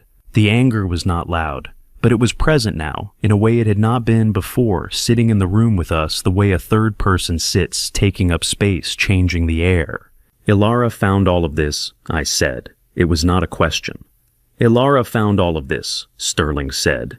She started pulling threads 14 months ago. Bank records, transfer confirmations, the LLC filings in Florida, the credit accounts. She also pulled your medical records from 2022. There was no cardiac flag, Silas. The blood work Garrett described to you, it did not exist. We checked with your physician directly. She built the case methodically the way you would build something you needed to last. He looked at me steadily. She is 28 years old, and she did this alone because she did not want to bring it to me until it was complete. She said she had one chance to do it right, and she was not going to waste it. I thought about the kitchen doorway. The figure I had not been able to identify the night the bird cage broke. The way Ilara had pressed my hand in the kitchen 2 years ago and said not yet, with the certainty of someone who already knew the shape of the plan. 28 years old, 14 months, alone. Sterling closed the folder. Then he looked at me across the workbench with the expression I had last seen on his face in a courtroom in 2009, just before he turned back to the bench and asked the question that ended the case. Silas, he said, do you want to know what's happening inside that house right now? I looked at him. Yes, I said. Sterling reached into the briefcase one final time. What he produced was not a folder. It was a bound document, dark blue, cover white label, the kind that gets filed with a county clerk and then sits undisturbed in a drawer for decades, waiting for the moment it becomes necessary. He set it on the workbench between us and turned it so the label faced me. Vance Family Living Trust. Established 1994. Trustee Sterling R. Vance. I had signed this document 30 years ago at a table in Sterling's office on Peachtree Street. A Wednesday in October. The same October. I broke ground on the house foundation. The year Garrett was 3 years old and Margaret was pregnant with Ilara. And the future looked like something you could build with your hands if you worked carefully and planned far enough ahead. Sterling had slid it across his desk and said, "Put the land in a living trust, Silas. Just the land. Call it precautionary." I had asked what he meant by precautionary, and he had looked at me with the expression of a man who had spent his career watching families dissolve over real estate and said, "It means 30 years. From now, you'll either never need it or you'll be very glad it's there." I had signed it without reading every clause. I had trusted him. He was my brother. "Walk me through it," I said. Sterling opened the cover and turned to a tab page near the middle. His finger rested on a paragraph I had not thought about since the afternoon I initialed it. "When you purchased this property in 1993, he said, you titled the land, the parcel, the ground itself in the name of this trust. Not in your name personally, not in Margaret's name, in the trust, and the house. The house is a structure, legally separate from the land beneath it. When you signed the deed over to Garrett in 2022, you transferred ownership of the structure." He paused. "You cannot transfer what you do not own. You never owned the land outright. The trust did." I looked at the paragraph, dense language built to withstand argument. But the meaning once Sterling had pointed me toward it was not complicated at all. Garrett owned a house. He did not own the ground it was built on. "He doesn't know," I said. "The deed transfer in 2022 was processed through a title company that did not catch the distinction. A common oversight when the trust document isn't cross-referenced during closing. The 1994 trust had been recorded in a supplemental instrument index at the county clerk's office, a separate ledger from the standard deed chain that a standard title search would not automatically pull unless the examiner searched under the trustee's name rather than the property address. Garrett's closing attorney had not done so. Garrett's attorney, if he had one, reviewing the paperwork, missed it entirely. Sterling's voice carried no satisfaction, just the flat precision of coordinates being read aloud. "Garrett has been living in a house sitting on land he has no legal claim to. He has been leveraging a mortgage against an asset he does not fully own. The bank holding that mortgage does not know this yet." The workbench was solid under my hands. I focused on that for a moment. Yellow pine, 35 years of use worn into the grain. The particular sensation of something that holds when other things don't. "What does it mean practically?" I asked. "It means that as trustee, I have the authority, and under the terms of this document, the obligation to act in the interest of the trust beneficiary, which is you." He turned to another tab page near the back. "There is a reversionary clause. If the primary beneficiary voluntarily vacates the property for a continuous period exceeding 72 hours, the trustee may exercise the right of reclamation. The land reverts to active trust management. Any structure on that land becomes, legally speaking, an unauthorized improvement on trust property." That's the thing. I worked through the sentence carefully, the way I once worked through a structural drawing that didn't add up. "Garrett's house," I said, "would become an illegal structure. It would become a structure on land he has no right to occupy without a ground lease which does not exist, or the explicit consent of the trustee." Sterling looked at me steadily. "Which I am not inclined to provide. Garrett could argue constructive contribution that years of mortgage payments and maintenance work established an equitable interest in the land. Sterling had already considered this. The trust instrument contained explicit anti-merger language drafted in 1994 specifically to prevent that argument. It would not hold.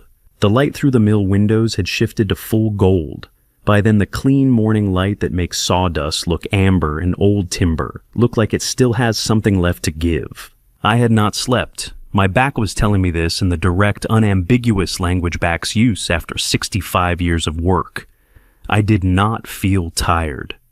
"The 72 hours, I said. "When did the clock start?" Sterling glanced at his watch. "You left the property at approximately 1 in the morning. It is now just past 6. He settled back on his stool. "You have been gone 5 hours. We have 67 remaining. And you don't intend to wait 67 hours. "I intend to use them," he said. "There is a difference between waiting and working." He closed the trust document and squared it against the bench edge with the same precision he applied to everything. The habit of a man who believed that how you handle a document reflects how, and seriously, you take what it contains. What happens in the next 3 days will determine what Garrett loses and what you recover. The trust is the foundation. Everything else we build from there. I thought about the word foundation. 30 years ago, I had poured the concrete for this house's foundation myself, mixed the first batch by hand before the truck arrived, because I wanted to understand the material I was building on. I had not thought about that morning in a long time. The house had stood on that foundation for 30 years. The foundation, it turned out, had never been Garrett's to claim. Sterling's phone rang before either of us could speak again. He looked at the screen. Something in his expression shifted, not surprise, but the particular absence of surprise that arrives when a thing you have been quietly expecting finally shows up on schedule. He answered, listened without speaking, said 3 words I could not make out from where I sat. Then he ended the call and set the phone face down on the bench in one deliberate motion. He looked across the workbench at me. In 65 years, I had seen Sterling Vance angry, exhausted, triumphant, and professionally blank. What I saw now was none of those things exactly. It was the expression he wore in a courtroom when the last piece of evidence fell into place, not the moment of victory, but the moment just before it, when he could see exactly how the rest of the argument would go. That was Melody, he said. Sterling let the silence after those 3 words sit for a moment, the way he let evidence sit long enough for the weight of it to settle before he added anything on top. Then he picked up his phone, turned it face up, and set it back down without looking at it. She called to ask if I knew where you were, he said. She told me she was worried, that you hadn't come home last night and Garrett was concerned. He paused. She used the word home. I said nothing. She then asked me very carefully, the way someone asks a question they have rehearsed, whether I would be willing to have a document notarized. A supplemental ownership confirmation. Something that establishes on the record that Garrett Vance is the sole and uncontested legal owner of the property at this address. Sterling's voice remained even. She said it was for estate planning purposes. She said she hoped I wouldn't mind, given that I was already familiar with the family's legal history. I looked at him. Estate planning. That is what she said. I had met Melody 12 years ago at the rehearsal dinner, the night before her wedding to Garrett. She had shaken my hand with both of hers and told me she had heard so much about me and that the house was absolutely stunning. I had thanked her and thought, this is a woman who knows the price of things. I had not understood at the time that this was not a compliment I was forming. As she's preparing to divorce him, I said. She has been preparing for approximately 8 months, Sterling said. Her attorney filed a divorce petition with the Chatham County Superior Court 11 days ago. Under Georgia's equitable distribution statute, marital assets are divided based on contribution and need. The house, as the primary marital asset, would be the centerpiece of any settlement. He folded his hands on the bench. She wants the house Silas, not a share of it, the house. She calculated that with Garrett's financial exposure, the fraud, the debt, the LLC collapse, he would have no viable legal standing to contest it. She would walk away with the structure free and clear, and she needed my signature to confirm Garrett owned it outright. She needed a notarized statement from a family member with legal knowledge confirming uncontested ownership, something she could present to a judge to preempt any title complications. Sterling's expression did not change. She chose to call me. The irony of it arrived slowly, the way irony does when it is also true.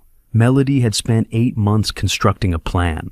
She had watched Garrett's finances collapse and quietly moved $50, 000, into her own account, and engaged a divorce attorney and filed a notice of intent and calculated every angle with the same careful attention. To detail she applied to color-coded spreadsheets and household expense reports. She had been by any measure methodical. And then she had called the one man whose legal role made her plan impossible, and she had told him exactly what she needed, and she had done it voluntarily without coercion at 6 a.m, from her own phone. She doesn't know about the trust, I said. She does not. She has never seen the original property documentation. She knows Garrett holds a deed to the house. She does not know the land beneath it is a separate legal instrument held by a trustee whose fiduciary obligation runs entirely to you. Sterling paused. When she called me to request a confirmation of Garrett's ownership, she was, without knowing it, notifying the trustee of an active legal dispute over trust property. Which means what? Which means my fiduciary duty requires me to act immediately to protect the trust asset. I do not need to wait for the 72-hour window. He said it without emphasis, the way you state a mathematical fact. Her call constituted formal notice of a third-party claim against property held in trust. Under the terms of the trust document and Georgia trust law, that notice obligates the trustee to intervene without delay. I sat with that. Melody had called Sterling to get what she wanted. In doing so, she had handed him the legal mechanism to take away everything she had been planning to claim. She had picked up the phone and dialed the one number that collapsed her own strategy, and she had done it because she did not know, could not have known. Without seeing a document filed in a county courthouse 30 years ago, that the man she was calling was not a family member she could enlist. He was the trustee. He was the wall she had been running toward without seeing. What happens to her? I asked. Her divorce proceeds, Sterling said. But there is no house to award. A structure built on trust property without a ground lease has no independent market value she can claim in a settlement. Her attorney will advise her shortly that the primary asset in her case no longer exists in the form she understood it to. He picked up his coffee cup, found it empty, and set it aside. She will receive her share of whatever liquid assets remain in the marital estate. Given what we know about those assets, that number will not be large. I thought about the spreadsheets. The color-coded columns, the $50,000, move quietly into a separate account, the 11 months of careful preparation. I did not feel satisfaction. What I felt was something closer to exhaustion, not the physical kind, but the kind that comes from finally understanding how long something has been happening around you while you were looking the other way. She thought she was the smartest person in that house, I said. Sterling considered this for a moment with the seriousness he applied to most statements. She was the smartest person in that house, he said. She simply did not know whose house it was. He stood up then. He lifted his jacket from the back of the mill chair and put it on with the same methodical precision he brought to everything left, arm, right arm, 2 buttons, collar settled flat. He reached into the briefcase and produced a single business card, which he set on the workbench beside the trust document. We have one stop to make first, he said. The county recorder's office opens at 8. I want the reclamation filing on record before business hours are done today. He picked up the briefcase. Then I'm taking you home. I looked at the mill around me, the old saws on the wall, the workbench I had built in 1989, the toolbox Margaret had kept for 25 years in a compartment I had never thought to open. The lantern burned down to almost nothing, now its light swallowed by the morning, coming through the high windows. Home. Sterling said it the way he said most things plainly without decoration, as a statement of fact. But I had not heard that word directed at me in 2 years. Not in a way that meant something I was allowed to return to. Not in a way that carried the weight of belonging, rather than obligation. I stood up. I reached for my jacket on the nail by the door, the same nail I had hung it on when I came in the night before, because old habits are the last things to leave you even when everything else does. I put it on. Let's go, I said. I was not there when Sterling knocked on the door of that house. I was sitting in a leather chair in his Peachtree Street office, the same office where I had signed the trust document 30 years ago. The same mahogany desk. The same window overlooking the street where Atlanta moved through its Tuesday afternoon, as if nothing particular were happening anywhere. Sterling had left me there with a cup of real coffee and the particular silence of a room that has absorbed too many people waiting for news that will rearrange their lives. My phone rang at 2:47. Ilara, I answered before the second ring finished. Dad. Her voice was steady, not the steadiness of someone holding something back, but the steadiness of someone who has been carrying a weight long enough that setting it down arrives not with collapse, but with quiet. It's done. Let me tell you everything. She told me Sterling arrived at 2 o'clock precisely. He had 2 officers from the Chatham County Sheriff's Office with him, civil standby he had arranged with the possibility of criminal execution pending depending on how the afternoon went. They walked up the front path of a house I had built with my own hands, and Sterling knocked the way he knocked everything twice hard without apology. The Chatham County District Attorney's Office had reviewed Alara's evidence file the previous Thursday. The warrants had been signed that morning before Sterling knocked. Garrett answered the door himself. Alara said he looked at Sterling the way people look at someone unexpected but unthreatening, the mild, slightly impatient expression of a man who has always assumed that whatever room he stands in is fundamentally his. He asked Sterling what he was doing there. Sterling said he had documentation to present.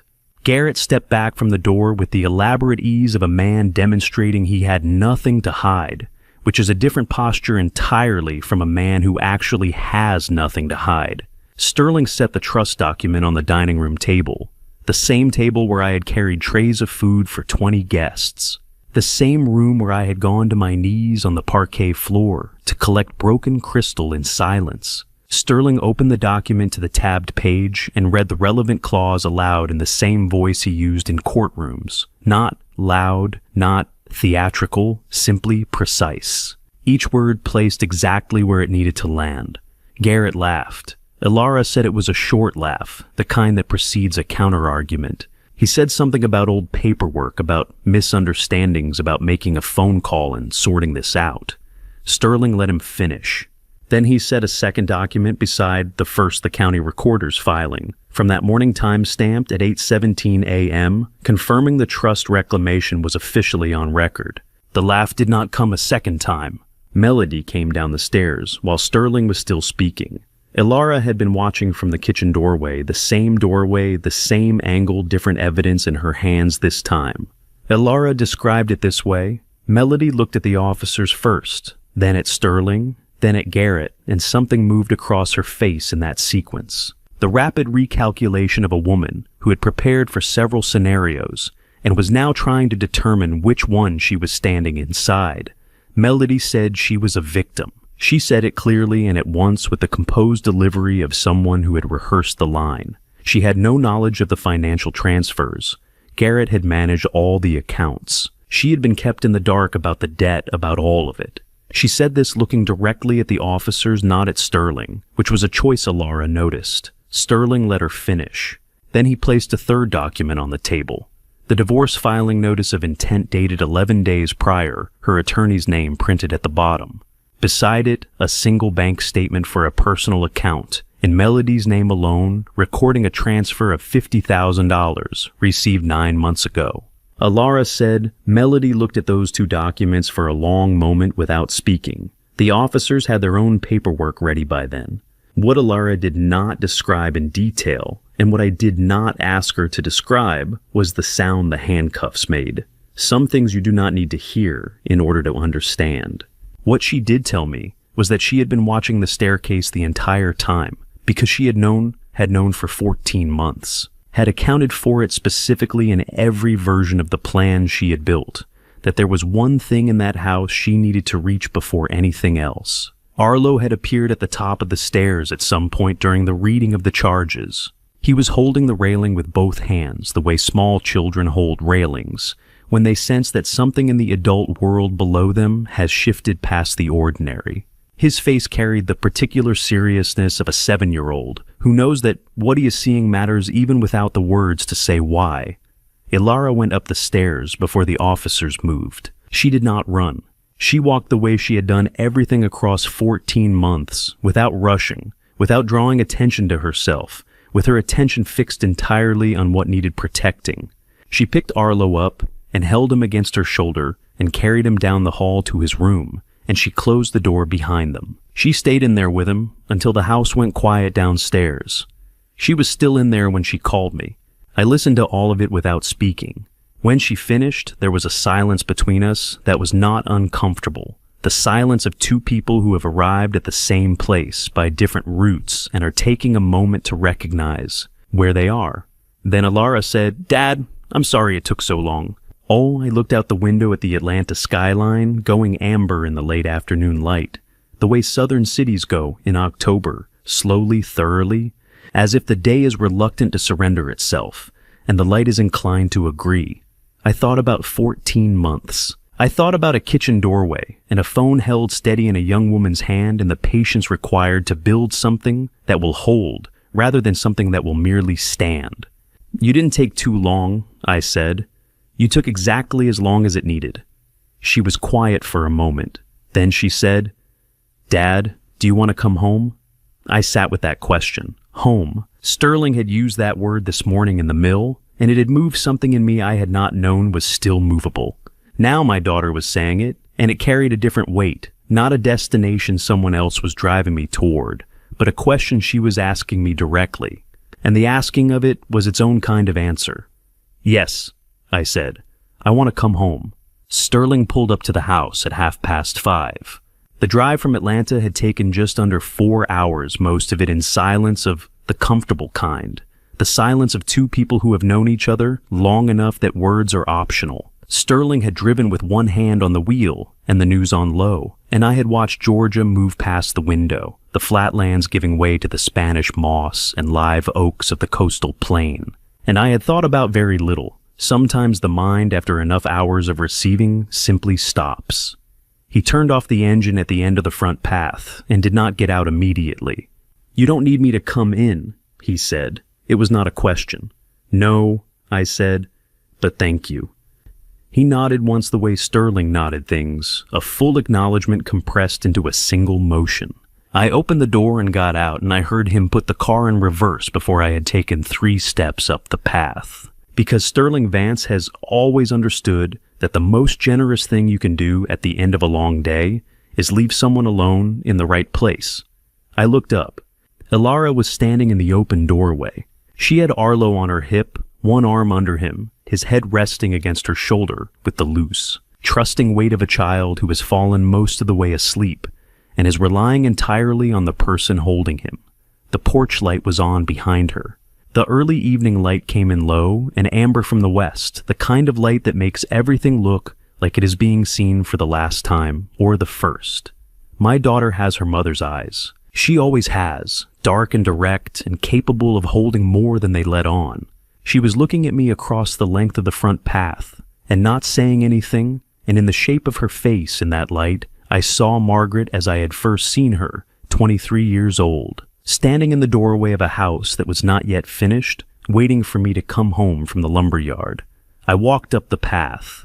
I walked through the front door of my house for the first time in 2 years.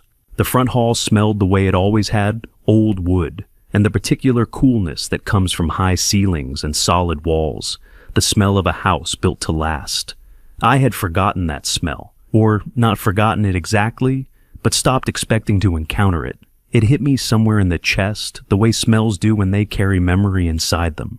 Ilara put Arlo down on the sofa in the front room and covered him with a throw blanket, and we went to the kitchen and she made coffee the way she made everything quietly, without asking what I wanted, because she already knew. We sat across from each other at the kitchen table. 14 months, I said. 14 months and 11 days, she said. I looked at my coffee cup. You did it alone. Daniel helped where he could. Sterling guided the legal framework from the beginning. She wrapped both hands around her own cup. But the evidence, the banking records, the LLC filings, the transfer confirmations, the recorded footage, that was mine. I built it myself because I needed to be certain it would hold. She paused. I needed him to lose everything he could never get back. Not just lose a lawsuit. Lose the ability to do it to anyone else. I nodded slowly. Why didn't you tell me? I asked. She looked at me directly the way her mother used to look at me when she was about to say something I needed to hear, but had not asked for. Because you would have stopped me, she said. You would have told me it wasn't worth it. You would have said Garrett was still family, that Arlo needed his father present, that we shouldn't make it worse.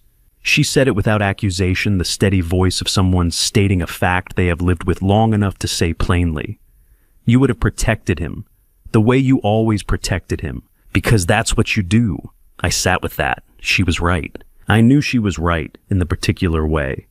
You know, things that you would rather not with resistance. But with the quiet recognition of a pattern you can finally see from the outside because someone has just handed you the view. I had protected Garrett his entire life. From consequences, from accountability, from the version of himself he became when no one was watching. I had done it because Margaret had asked me to keep the family together, And because I had confused keeping a family together with keeping a family comfortable. And because I had never once asked myself whether those were the same thing. They were not the same thing. I stood up from the table. Alara looked up at me, and I reached across and put my arms around her the way I had not done in years. Not since Margaret's funeral. Not since the last time the weight of something had made us both reach for the nearest solid thing. She was still for a moment, the way people are when they are surprised by what they needed, and then she leaned into it. We stayed like that for a while. Arlo came in from the front room at a run. He had been asleep, or appeared to have been, and now he was entirely awake the way children are when something important is happening that they don't want to miss. He skidded to a stop on the kitchen floor and looked at me with Margaret's eyes in a 7-year-old's face, and then he held up what was in his hand. It was a small cloth pouch, the kind you get at a craft store, drawstring pulled tight. He set it on the table in front of me, with the gravity of someone presenting something that matters. "I kept them, Grandpa," he said. "After Dad broke it, I kept all the pieces I could find." I looked at the pouch. I knew what was inside before I opened it. I loosened the drawstring anyway and turned it over, and the pieces of red heartwood came out onto the table, small, irregular, the broken remains of 3 weeks of carving. I could see the edge of the curved dome, one slat still intact, and a small section of the base where the letters had been. R. The low was missing, but the R was there. "Can we fix it, Grandpa?" Arlo asked. "Can we put it back together?" I looked at the pieces on the table. Red heartwood broken clean in some places and splintered in others. Each fragment something I had shaped by hand across 3 weeks of early mornings, in a shed with a single lamp and my grandson's face in my mind. 7 years old. He had gathered these pieces from the floor the night his father destroyed them, and he had carried them in a pouch for a year. And he had kept them, because something in him understood the way children understand things, before they have words for the understanding that some things are worth the effort of saving. "Yes," I said. "We can fix it." The morning came in clean. Arlo was already in the garden workshop when I got there, sitting on his low stool, the cloth pouch open on the workbench. The pieces of red heartwood arranged in a careful pattern across the surface. He had been trying to see how they fit back together. He looked up when I came through the door. "I think the big pieces are still good," he said. "The little ones are too small." I pulled my stool beside him and looked at what he had laid out. 3 slats intact along their grain. 1 curved section of the dome joint still clean. The smaller splinters were past reassembly, but the larger pieces have shaped towards something new, rather than forced back into what they had been held real possibility. "You're right," I said. "The big pieces are good." He looked satisfied the way children look satisfied when an adult confirms what they already suspected. "So what are we making?" I picked up one of the slats and turned it in my hands. Red heartwood. Dense, close-grained, the kind that takes 40 years to reach the center of a tree. Garrett's shoe had cracked it, but not crushed it. The grain had held. Good wood does not fail from the outside in. It only fails when something at its core has already given way. "Something better," I said. I showed him how to hold the small plane, right hand at the back to guide the pressure left hand at the front to keep the angle true. He was too young to do the work himself, but not too young to understand what the work was. And there is a difference between those two things that matters more than most people realize. We worked through the morning. I shaped, he watched, and he handed me pieces from his arrangement with the gravity of someone who understood that the selection mattered. Alara brought coffee at 9 and set it on the corner of the bench without staying, which was the right thing to do. By noon, we had the frame of something, not a bird cage, but a small box with a hinged lid and a lattice top. I worked the R from the original base into the front panel, as an inlay set into a strip of darker walnut from the scrap bin, not restored, remade. The same wood shaped into something it had not been before. "Grandpa," Arlo said, looking at it. "What's it for?" "Whatever you need it to be for," I said. He thought about this with the seriousness it deserved. That was October. By January, I had signed a lease on the old Whitfield Street workshop, 2 rooms on the ground floor of a building that had been a furniture maker's shop in the 1940s. Douglas fir floors, 60 years of sawdust worked into every surface. The insurance policy Margaret had kept for 25 years covered the first year's lease, the equipment, and enough left over to keep the lights on while the work found me. It found me faster than I expected. Savannah has no shortage of old things that need careful hands. Antique sideboards with warped drawer faces, plantation shutters with broken slats, a set of Victorian porch columns from a house on Gaston Street that had been painted over 14 times and needed someone patient enough to find the original wood underneath.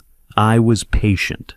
I had been practicing patience for 2 years, in a shed with a tin roof, and patience, unlike most things, transfers.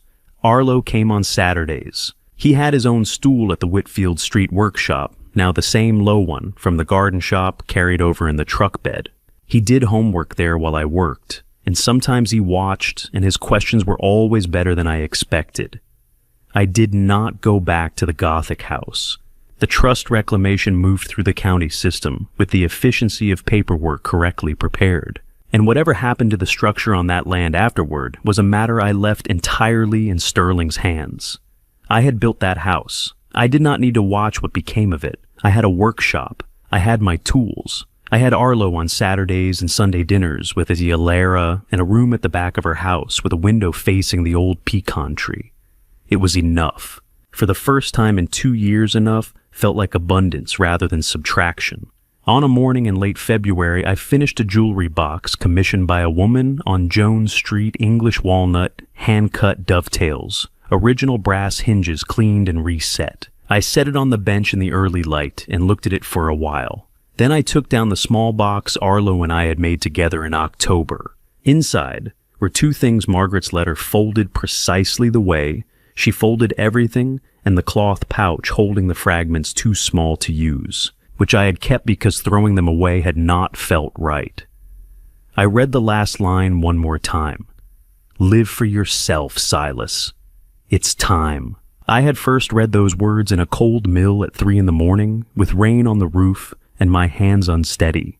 I read them now in a workshop I had chosen and paid for on a morning when the Savannah light came through the windows at the low, unhurried angle it takes in February. And the tools on the wall were mine, and the work on the bench was mine. And the silence in the room was the good kind, the kind that belongs to a man who has finally stopped apologizing for taking up space. My hands were not shaking. They had not shaken in a long time. I folded the letter back along its creases, put it in the box, and set the box back on the shelf. Then I picked up my plane and went back to work. If this family story taught me anything, it is this silence is not the same as peace. I spent 2 years believing that enduring without complaint was a form of love. It was not. It was fear dressed in the language of sacrifice. I am not a perfect man. I signed papers I should have questioned. I protected a son who did not deserve protection. I confused keeping a family together with keeping myself small. If you are sitting somewhere tonight doing the same, stop. You are not honoring anyone by disappearing. I believe God does not ask us to be doormats. He asks us to be faithful to truth, to dignity, to the people who actually show up. Every family betrayal leaves marks that take years to name. I lived inside one for 2 years without fully understanding what it was. The hardest family betrayal to recognize is the one that wears the face of someone you raised. This kind of family story is more common than anyone admits. If you have carried your own family betrayal in silence, leave it in the comments. You may say the things someone else needed to hear today. If this family story stayed with you, share it with someone who needs it, and subscribe if you want more. Thank you for staying until the end. A quiet note: the stories ahead contain fictional elements built for reflection and understanding. If that is not what you are looking for, no judgment, find what serves you. But if you stay, I will make it worth your time.